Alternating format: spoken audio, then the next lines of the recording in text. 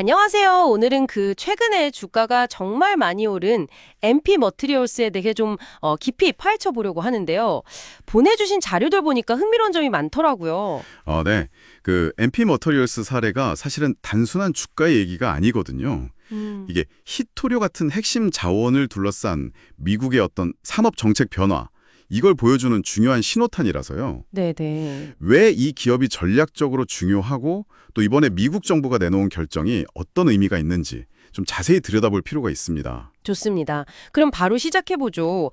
이 MP 머티리얼스라는 회사가 다른 광산 회사들이랑 좀 다른 그런 특별한 점이 있는 건가요? 왜 이렇게 갑자기 주목을 받게 된 거죠? 맞습니다. MP 머터리얼스는 미국 안에서요. 히토류 채굴부터 시작해서 정제, 그리고 최종적으로는 자석 제조까지 이 모든 과정을 다 하는 거의 유일한 기업이라고 보시면 돼요. 아, 수직 계열화 같은 거군요. 그렇죠. 네바다에 있는 마운틴 패스 광산하고 시설이 그 중심인데요. 특히 이게 최근 몇 년 사이에 미국하고 중국 관계가 좀 안 좋아지고 또 중국이 히토르 공급망을 꽉 쥐고 있으니까 이거 안 되겠다. 우리도 자체 공급망이 필요하다. 이런 인식이 커지면서 확 부상한 거죠. 그렇군요. 자체 공급망의 핵심이다. 이러니까 중요할 수밖에 없겠네요. 근데 최근에 미국 국방부가 아주 큰 규모의 투자를 결정했다면서요? 그 구체적인 내용이 뭔가요? 액수가 상당하던데요? 네, 지난 7월 10일에 나온 발표인데 이게 상당히 파격적이에요. 국방부가 MP 머터리얼스에 4억 달러 규모의 전환사채랑 신주 인수권을 매입하기로 한 건데요. 4억 달러요? 와. 네. 이게 나중에 주식으로 다 전환되면 국방부가 한 15% 정도 지분을 갖게 돼서 어쩌면 최대 주주가 될 수도 있는 그런 규모예요. 정부가 최대 주주가 된다고요? 그렇죠. 그리고 이 돈은 어디에 쓰이냐면 기존 생산 능력을 무려 10배로 늘릴 새로운 정제 공장을 짓는 데 투입될 예정입니다. 10배 증설이요? 와, 정말 스케일이 다르네요. 근데 뭐 단순히 공장 짓는 돈만 이렇게 딱 지원하는 건 아닐 것 같은데요. 뭔가 다른 조건이나 뭐 그런 건 없었나요? 네, 그렇죠. 근데 더 중요한 게 있어요. 바로 그 10년짜리 장기 구매 계약인데요. 10년짜리요? 네. 정부가 MP 마테리얼즈가 생산하는 물량 100%를 정부든 아니면 민간 기업이든 사주거나 팔아주겠다고 보장을 한 거예요. 100%를요? 네. 심지어 킬로그램당 110달러라는 가격 하한선까지 딱 정해줬어요. 이건 거의 그냥 미래 수익을 보장해주는 거죠. 아하, 가격 하한선까지? 네. 그러니까 예를 들어 중국 같은 데서 가격을 확 낮춰서 시장을 흔들려고 해도 정부가 이 안정적인 가격의 물량을 다 사주겠다. 이런 강력한 안전장치가 되는 거죠. 사실 이런 식의 지원은 전통적인 방산 계약 빼고는 진짜 보기 드문 경우거든요. 이야, 단순히 돈만 주는 게 아니라 10년 동안 판매처 확보에 최소 가격까지 보장해준다니.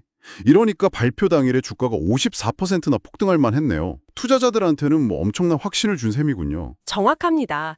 그리고 이게 그냥 MP 마테리얼즈라는 회사 하나에만 해당하는 얘기가 아니에요. 더 크게 봐야 하는데요. 그런가요? 네. 미국 정부가 이제 히토류뿐만 아니라 방위산업, 반도체 같은 이런 국가 전략 산업을 키우기 위해서 직접 투자도 하고 심지어 시장에 개입까지 하겠다. 이런 의지를 아주 명확하게 보여준 사례라고 할 수 있습니다.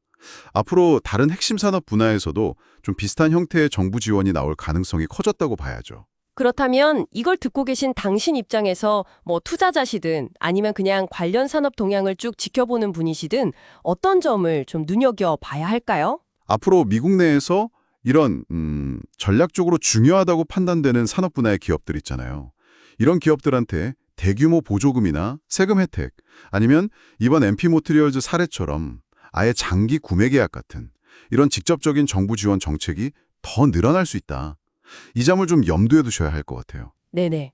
투자 관점에서 보면 이런 전략 자원이나 핵심 기술을 가진 미국 기업들은 소위 말하는 정책 리스크는 줄어들겠죠.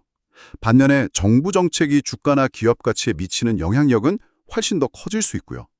그러니까 포트폴리오 짤 때 이런 부분을 좀 고려해 볼 필요가 있다는 거죠. 네, 정말 MP 머테리얼즈 이야기는 그냥 한 기업 얘기가 아니라 이 변화하는 국제 정세, 또 공급망 전략, 그리고 시장에 직접 영향을 미치는 정부의 역할, 이런 것들을 다 보여주는 아주 흥미로운 단면이네요.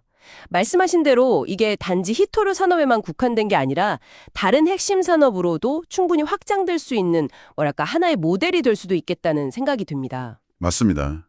핵심은 그거죠.